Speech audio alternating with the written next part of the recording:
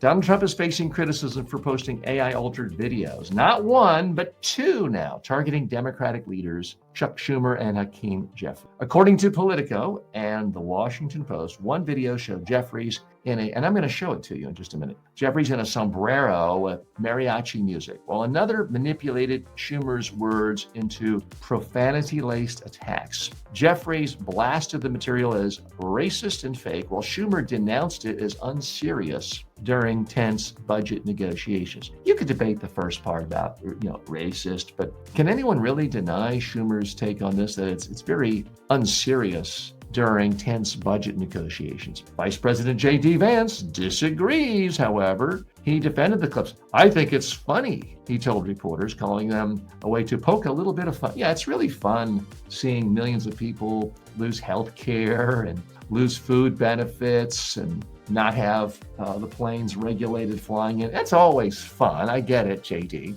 He even joked that if Democrats helped reopen the government, the sombrero memes will stop. The controversy highlights both the risk of AI-generated misinformation and the willingness of top officials to embrace mockery as part of political messaging, even in the middle of a government showdown.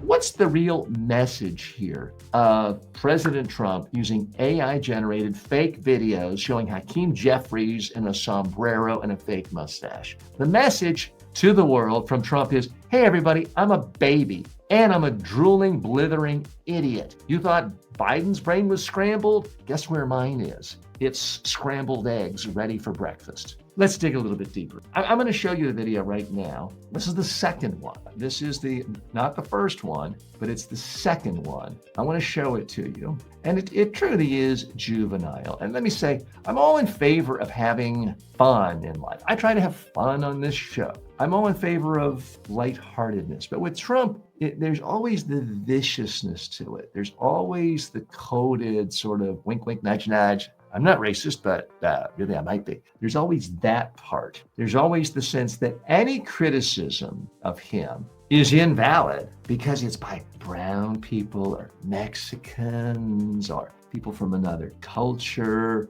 or they're crazy. It can't ever be an honest, legitimate debate about something. So let's look at the latest one where it was, and admittedly, it is funny, but is that really what we want in a president? Are we really electing the jokester in chief? If that's the case, there are better comedians in the world than Donald Trump. If we want to have a comedian, okay, how about Chris Rock for president? But Chris Rock isn't trying to be president. Let's take a look at this latest from Trump posted on Truth Social. It's a disgusting video, and we're going to continue to make clear bigoted. Okay, so this is getting really meta. This is real. This is real footage of the Democratic leader Hakeem Jeffries talking about the first video that Donald Trump did that he thought was so cute, making fun of him. So it's Hakeem Jeffries on MSNBC. So this part is real. Free will get you nowhere.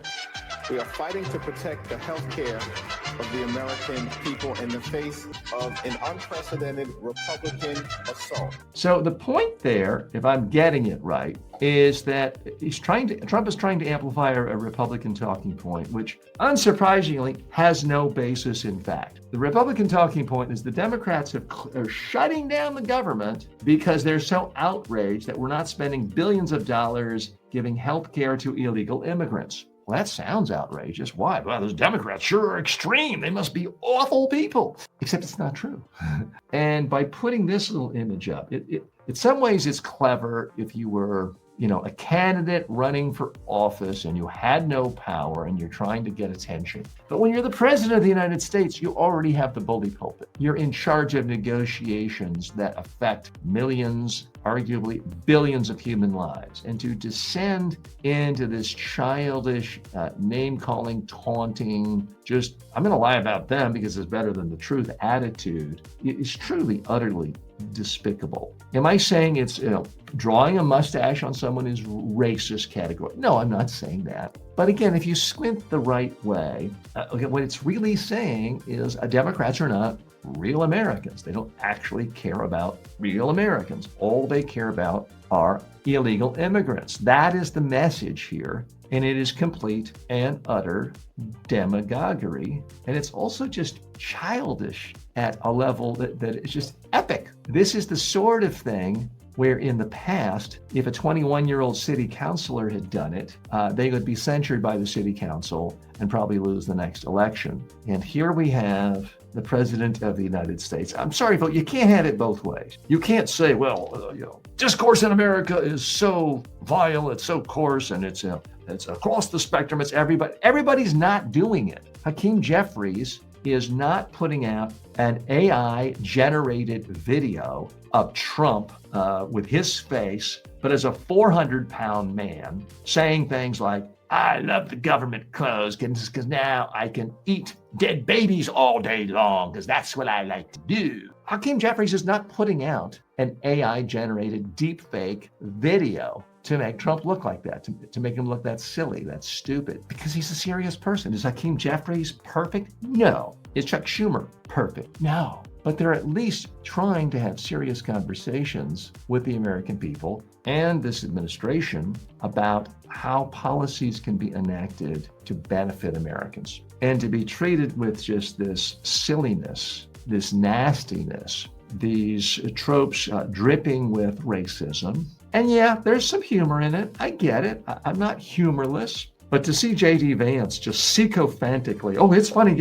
Yes, boss. Everything you do is great. Nothing you do is ever worth criticism is utterly, it's in tune with his character, but it is nonetheless a bit revolting. Okay, those of you watching perhaps for the first time might be confused here. I want to stress, this is not another political punditry show. This is not Fox News or MSNBC light on the internet. This is a show where I bring my own experience as a communications expert. For 40 years, I have been a communications and media trainer, consultant to presidents of countries, prime ministers, Nobel Peace Prize winners, business leaders, Wall Street mavens, executives in finance and insurance, energy, you name it. And what I do now in this show is I look at the top stories in business, technology, and culture and analyze it through the lens of communication skills and personal development skills, all with the goal of you learning more so that you can be more successful in your own career and your own personal life. So for example, yesterday, I analyzed, for the most part, just the technical skills of War Secretary Pete Hegseth in his address at Quantico to military leaders earlier this week. And any fair-minded person would say, I probably gave him, 95% praise because he legitimately is a good public speaker. And I wanted to bring to you lessons from across the spectrum so that you can improve. So the first three stories in our podcast today, if you're listening or watching, don't even mention politics. But unfortunately, when you live in a time when authoritarianism is on the rise, the thing about authoritarians and dictators is they want to put their thumb on everything. Every business, they want to pick winners and losers. Every comedian, they want to pick winners and losers. Every tech company, they want to pick winners and losers. So it's virtually impossible to have a business show talking about business issues from a communication standpoint and not spend time talking about the rise of authoritarianism.